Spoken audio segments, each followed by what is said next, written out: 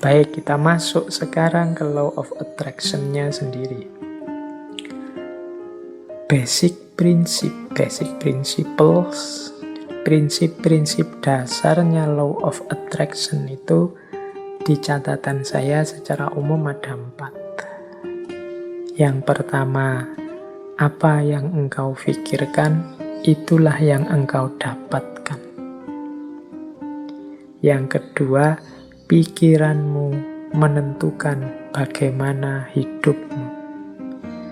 Yang ketiga, pikiran yang positif akan mendatangkan kehidupan yang positif. Dan yang keempat, pikiran yang negatif akan mendatangkan kehidupan yang juga negatif. Berarti law of attraction ini pertama-tama menyarankan kita untuk memperhatikan apa yang ada di pikiran kita. Isinya apa saja? Apakah isinya hal-hal yang positif ataukah isinya hal-hal yang negatif? Kalau isinya hal-hal yang positif, insya Allah hidup kita juga akan berwujud positif. Kalau isinya hal-hal yang negatif, ya wajahnya hidup kita adalah hidup yang negatif. Nah, ini masing-masing kita yang bisa ngerti. Coba ditengok deh.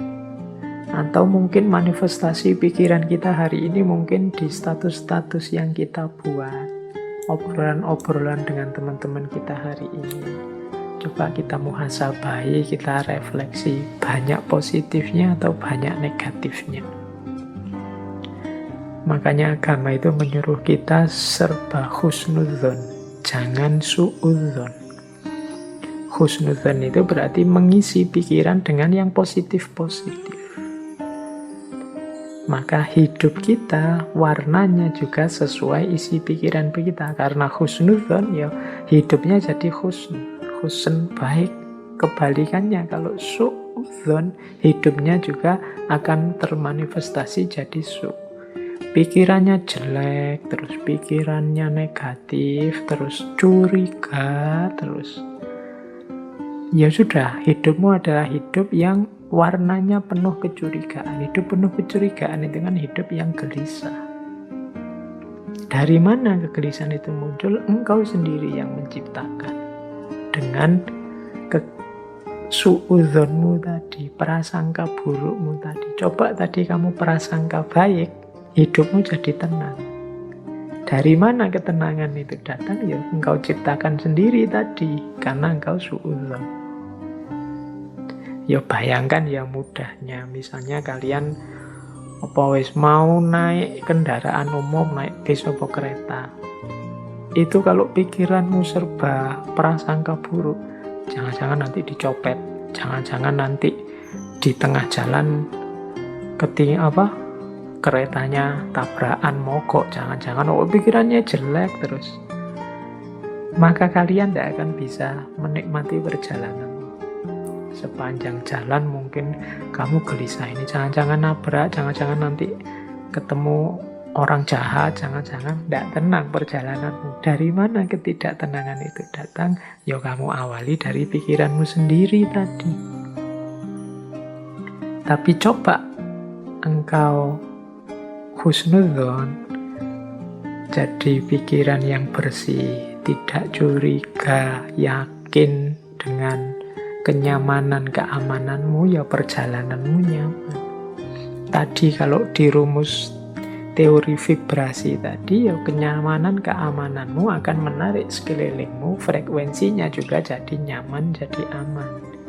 Tapi kecurigaan, kegelisahanmu juga akan melahirkan kecurigaan, kegelisahan di sekelilingmu. Hidupnya jadi tidak nyaman. Nah, ini basic prinsipnya, mudahnya penjelasannya begitu. Jadi kalau kita isinya negatif-negatif saja, ya energi negatif yang kita tarik dalam hidup. pandemi ini kan melahirkan jutaan gagasan negatif. Mungkin lebih dari itu, saya sebutnya jutaan, jangan-jangan puluhan juta atau ratusan juta seluruh dunia. Bayangkan energi negatif yang lahir dari jutaan pikiran yang negatif. Sakitnya sama, tapi kalau kita hadapi dengan optimis atau dengan pesimis, itu kan kesannya, rasanya beda. Itu the law of attraction. Semakin negatif isi pikiran kita, ya semakin keruh hidup kita. Asalnya ya kita sendiri yang mengundang kekeruhan itu. Makanya ada quotes dari Napoleon Hill. Napoleon Hill ini juga tokoh spiritualis yang sering juga menulis buku-buku coraknya self-improvement atau self-help. Dia bilang begini, keep your mind fixed on what you want in life, not on what you don't want. Ini beliau ngasih tips, simpanlah di kepalamu, isi saja dengan apa yang engkau inginkan, bukan apa yang tidak engkau inginkan.